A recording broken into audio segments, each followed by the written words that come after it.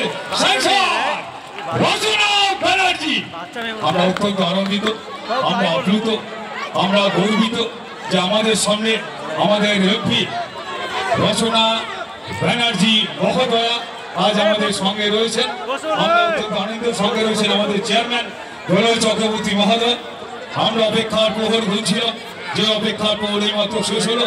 রচনা ব্যানার্জিকে আপনারা দেখছেন যে আপনাদের আশীর্বাদের মধ্য দিয়ে, আপনাদের সহযোগিতার মধ্য দিয়ে, আপনাদের সমর্থনের মধ্য দিয়ে বিপুল ভাবে তিনি হুগলি লোকসভা কেন্দ্র থেকে নির্বাচিত হয়েছেন। তার সিংহভাগ কৃতিত্ব আপনাদের। তাই আরো একবার রচনা বন্দ্যোপাধ্যায়ের জন্য মাননীয় সাংসদ রচনা বন্দ্যোপাধ্যায়কে বলবো আমরা অত্যন্ত আনন্দিত, আপ্লুত। আমাদের কাউন্সিলর অর্থাৎ ভদ্রেশ্বর পৌরসভার কাউন্সিলর রয়েছেন মিঠু চৌধুরী, রয়েছেন শুভ্রা রায়, সিআইসি মিঠু চৌধুরী, রয়েছেন সোমা সাঁতরা, রয়েছেন মিঠু সাঁতরা। সকলে মিলে মাননীয় সাংসদ রচনা বন্দ্যোপাধ্যায়কে আমাদের এই স্মারক তুলে দিচ্ছেন। তার জন্য একটা ফাটাফাটি হাততালি। এরপর মাননীয় সাংসদ রচনা বন্দ্যোপাধ্যায়কে আমি অনুরোধ জানাবো যে আজ এই মেলা প্রাঙ্গণে সম্প্রীতি মেলা মঞ্চে তিনি উপস্থিত হয়েছেন, যদি কিছু কথা দর্শকদের উদ্দেশ্যে বলে।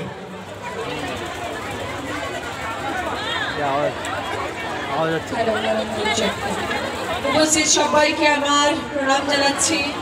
বছরের শুরুতে আপনাদের সকলের সঙ্গে দেখা হলো। প্রত্যেককে ইংরেজি নববর্ষের অনেক অনেক শুভেচ্ছা, অভিনন্দন এবং আপনাদের সারা বছর খুব ভালো কাটুক। আপনারা সবাই ভালো থাকুন, আপনারা সবাই সুস্থ থাকুন এই কামনা করছি এবং প্রত্যেককে হ্যাপি নিউ ইয়ার জানাচ্ছি। আমাদের বছরের শুরুতেই আপনাদের সকলের সঙ্গে দেখা হলো এই সম্প্রতি মেলার মাধ্যমে, সেই জন্য আপনাদেরকে মেলার জন্য অনেক অনেক শুভেচ্ছা। আজকে ভদ্রেশ্বর পৌরসভা থেকে সম্প্রতি মেলা যেটা প্রলয় করছে, যেটা খুব সুন্দরভাবে আয়োজন করা হয়েছে এবং আমাকে আমন্ত্রণ জানানো হয়েছে। আমি বলেছি আমি নিশ্চয়ই আসবো, কারণ এত সুন্দর আয়োজন। মেলা কার না ভালো লাগে। ছোট্টবেলা থেকে মেলায় ঘুরেছি, ছোট্টবেলা থেকে বাবা মার হাত ধরে মেলায় ঘুরেছি। তখনকার মেলা খুব ছোট হতো, এখন তো বৃহৎ আকারে মেলা হয় এবং অনেক সুন্দর মেলা হয়। আর তারপরে যতদিন গেছে বিভিন্ন ধরনের মেলায় গেছি, কিন্তু বড় হয়ে যাওয়ার পরে খুব একটা মেলায় যাওয়া হয় না, কারণ বড় হয়ে যাওয়ার পরে অভিনয়টাই কাজ হয়ে গেছিল, অভিনয়টাই পেশা হয়ে গেছিল। তখন আর মেলায় ঘোরা সম্ভব হতো না। আবার মেলায় আসলে তখন আর মেলা ঘোরা হতো না, মানুষজন আমাকে ঘুরতে দিতেন না।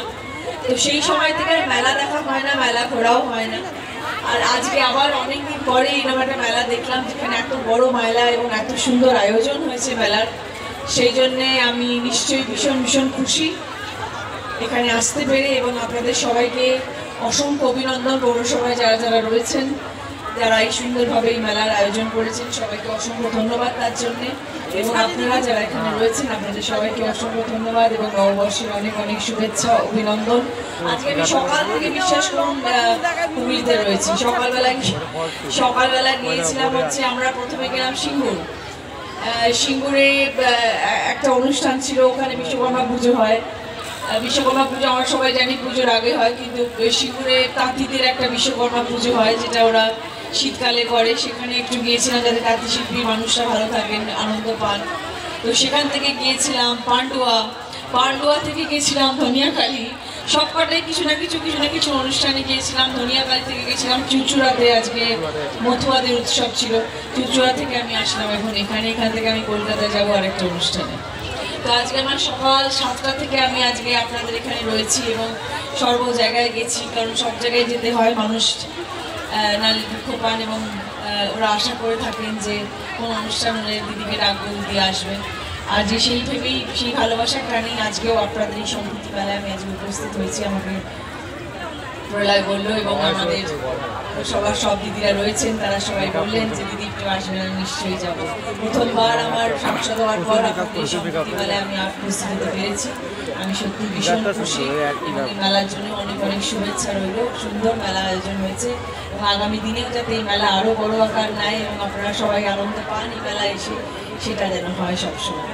অসংখ্য ধন্যবাদ আপনাদের সবাইকে, থ্যাংক ইউ ভেরি মাচ। আপনারা পাশে থাকবেন, আপনারা সাথে থাকবেন। আপনারা বরাবর আমাকে আশীর্বাদ দিয়ে এসেছেন। 1994 সাল থেকে, যবে থেকে ছবি জগতে এসেছি তবে থেকে সেটাই হচ্ছে আমার কাজ। উনি আমাকে দিদি নাম্বার 1 বলে ডাকলেন ঠিকই, কিন্তু প্রকৃত অর্থে আগে হচ্ছে আমার পেশা হচ্ছে আমি অভিনেত্রী, এবং তারপরে হচ্ছে আমার দিদি নাম্বার 1, এবং তারপরে হচ্ছে আমি সাংসদ। তো সেই জন্য আপনাদের ভালোবাসা এবং ঠাকুরের আশীর্বাদ বরাবর আমার মাথার উপরে ছিল এতগুলো বছর ধরে। তাই জন্যই হয়তো আজকে মঞ্চের উপরে দাঁড়িয়ে রয়েছি, কারণ সেই ভালোবাসার হাত যদি মাথার উপরে না থাকতো তাহলে হয়তো এই জায়গায় এসে পৌঁছতে পারতাম না কখনো। আমি সবসময় তাই জন্য চিরকৃতজ্ঞ আপনাদের সকলের কাছে, পশ্চিমবাংলার প্রতিটি মানুষের কাছে, যারা আমাকে এত বছর ধরে এত ভালোবাসা দিয়েছে। ঠাকুরের আশীর্বাদ তো নিশ্চয়ই, তাছাড়া কোনোভাবে পথ চলা যায় না। ঠাকুরের আশীর্বাদ এবং আপনাদের সকলের অফুরন্ত ভালোবাসা, তাই জন্য আজকে এতগুলো বছর ধরে কাজ করতে পেরেছি, এবং দিদি নাম্বার 1 তো বটেই, সেটাও আমাকে একটি আলাদা জায়গা দিয়েছে, যার জন্য আপনাদের সকলের কাছে আমি এতটা পরিচিতি পেয়েছি এবং অনেকটা কাছে হয়ে গেছি এবং ঘরের লোক হয়ে যেতে পেরেছি। এবং আমি সেই জন্য আপনাদের কাছে সবসময় করজোড়ে চিরকৃতজ্ঞ যে আপনারা এই ভালোবাসা, এই আশীর্বাদের হাত সবসময় মাথার উপরে রাখবেন, যাতে আগামী দিনেও আমি আপনাদের সবাইকে এইভাবে আনন্দ দিতে পারি। এবং যে জায়গাটা আমাকে আপনারা দিয়েছেন, আমাকে সাংসদ করেছেন, আপনাদের অনেক আশা অনেক প্রত্যাশা নিয়ে আপনারা আমাকে সাংসদ করেছেন, আমি যেন আগামী দিনে আপনাদের জন্য ভালো কাজ করতে পারি, সেই আশীর্বাদটুকুও করবেন। কারণ এতদিন ভালোবাসা দিয়েছেন, আমি অভিনেত্রী ছিলাম, আমি ভালো কাজ করেছি, কিন্তু এখন আমি আপনাদের থেকে আশীর্বাদ চাই যাতে আমি আগামী 5টা বছর আপনাদের জন্য ভালো কাজ করতে পারি।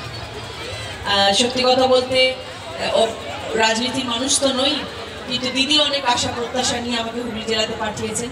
ঠাকুরের কৃপায় আমি জয়ী হয়েছি, কিন্তু যে 5টা বছর আমি আপনাদের জন্য এসেছি, সেই 5টা বছর যাতে আমি আপনাদের জন্য ভালো কাজ করতে পারি, এই আশা এই প্রত্যাশা নিয়ে আমি লড়াই করে যাচ্ছি এবং আগামী দিনেও লড়াই করে যাচ্ছি। যাতে আমি সবসময় মনে করি মানুষ যদি নিশ্চিত হন, মানুষ যদি এইটা মনের মধ্যে রাখেন যে আমি একটা কাজ করতে এসেছি এবং সেটাতে আমি উত্তীর্ণ হব এবং সেটা আমি মন দিয়ে করবো, তাহলে আমার মনে হয় শুধু আমি কেন, প্রতিটি মেয়ের উদ্দেশ্যে আমি কথা বলছি, প্রতিটি মানুষের উদ্দেশ্যে আমি কথাটা বলছি, তাহলে প্রতিটি মানুষ পারে সেই জায়গাটা জয় করতে। কোনো কিছুই জীবনে অসম্ভব নয় বলে আমি মনে করি। যদি ইচ্ছে থাকে, নিষ্ঠা থাকে এবং পরিশ্রম করার ক্ষমতা থাকে, তাহলে সব কিছুই জয় করা সম্ভব। এটি প্রতিটি মেয়ের জন্য আমি সবসময় বলে আসি, দিদি নাম্বার 1 মঞ্চে এটা আমাদের একটা বড় জিনিস শেখানোর, যে আমরা নারী, আমরা পারি। তো আমরা নারী, আমরা পারি। তো সেই জন্য আমি আপনাদের কাছে আরও একবার বলবো যে আমি চেষ্টা করব আমার যত সাধ্য দিয়ে যতটা পারবো আপনাদের পাশে থাকার জন্য, ভালো কাজ করার জন্য। আশীর্বাদ করবেন সবসময়। থ্যাংক ইউ সো মাচ রচনা ব্যানার্জি, মাননীয় সাংসদ রচনা ব্যানার্জি, আপনাদের সামনে সম্প্রীতি মেলা মঞ্চে আরো একবার ওনার জন্য যত জোরে আমরা ধন্যবাদ জানাই।